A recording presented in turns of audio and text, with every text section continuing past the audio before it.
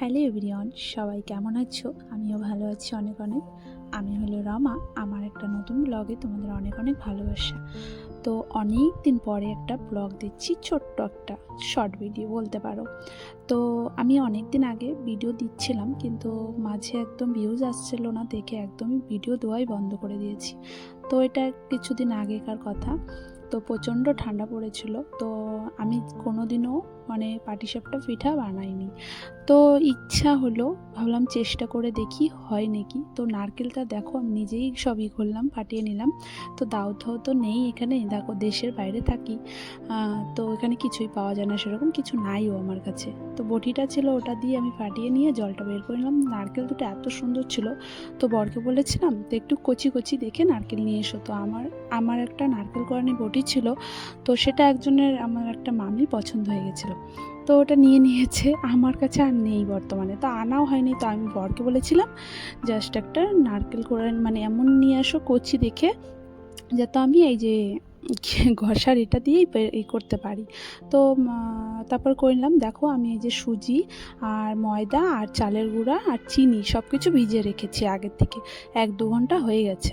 তো ওটা আমি দুধও ছিল, হ্যাঁ দুধও ছিল ওর মধ্যে। তো আমি কোনো দিনও বানিয়েছি। তো এবার ফার্স্ট বানাচ্ছি, কেমন হবে জানি না, খুব এক্সাইট ছিল মনের মধ্যে, কিন্তু মানে ভাবতে পারিনি এত সুন্দর হবে। এই দেখো কতগুলো বানিয়ে রেখেছি, আর আমার বরকে বললাম কি একটু ভিডিও করে দাও। তো বড় তখন গরম গরম বললাম কি গরম গরমও খেয়ে যাও, একটু ঠান্ডা হলেও খেতে ভাল লাগবে। তো আমার বর আবার পিঠা মিষ্টি জিনিস খুব পছন্দ করে, আমি অত করি না, বাট আমার বর পছন্দ করে দেখে ট্রাই করতে করতে দেখো কত কিছুই হয়।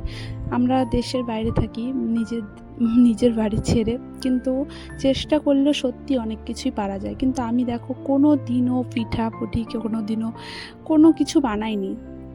এই ফার্স্ট এই পাটিসাপটা আমার শ্বশুরবাড়িতে আমার শাশুড়ি বানিয়ে বানিয়ে খাওয়ায়, যেখানে যাই সবাই বানিয়ে বানিয়ে আমাকে খাওয়ায়, আমি হুকুম করলেই পেয়ে যাই এরকম। কিন্তু দেখো এখানে আছি এখন, তার কাউকে বলতে পারবো না আমার এটা খেতে ইচ্ছা করছে ওটাকে। আর শীত ঠান্ডা পড়ে গেলে তো সবারই একটু ইচ্ছা করে এটা পিঠা পুলি পায়েস খেতে ইচ্ছা করে, তাই না? তো আমি এই শীতের মধ্যে বানিয়েছিলাম পাটিসাপটা, কুলি পিঠা, আর হলো একটা দুধ পুলির মতন ওরকম বানিয়েছিলাম অনেক কিছুই। তারপরে আবার অনেক কিছুই বানিয়েছিলাম ভালোই, যেগুলো পারি অল্প অল্প করে চেষ্টা করেছিলাম, পারি পেরিয়েছি। এত সুন্দর হয়েছিল আমার পিঠাগুলো। প্রথম একটু কষ্ট হচ্ছিলো, বুঝতে পারছিলাম না, তারপরে একদম ইজিলি হয়ে গেছে। তো এখন আমি একদম শিখে গেছি, পারবো। দেখো কত সুন্দর পিঠাটা উঠছে, এত সুন্দর মজা এসে গেছিলো। আমি ফোন করে সবাইকে বলছিলাম আমি পিঠা বানাতে পারি, দেখো বানিয়ে দিয়েছি।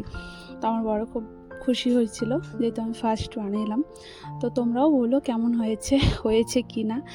তো নিজের বাড়ি থাকলে তো আর নিজের হাতে বানাতে হয় না, সবাই বানিয়ে খায়। আমার শাশুড়ি মা খুব পিঠা বানাতে পারে, খুব। তা আমার শ্বশুরবাড়ি ওইদিকে পিঠাটা বেশিই খায়, বলে কি যেদিন পিঠা হয় সেদিন কোনো ভাত টাত হয় না। তো সেই আর কি। তা আমি যে বানিয়েছি দেখো কত সুন্দর হয়েছে। তো ফার্স্ট টাইম বানিয়েছি, কিন্তু খারাপ হয়নি, খুব টেস্টি হয়েছিল। তো বড়মশাইকে বলছিলাম কেমন হয়েছে, তো বলে কি খুব টেস্ট হয়েছে, আবারও বানাবা। আমি বললাম কি এই শীতে আর বানাবো না, আগের শীতে বানাবো ঠান্ডায়।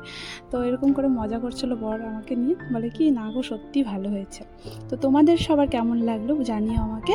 তো আবার দেখা হবে, বাই বাই।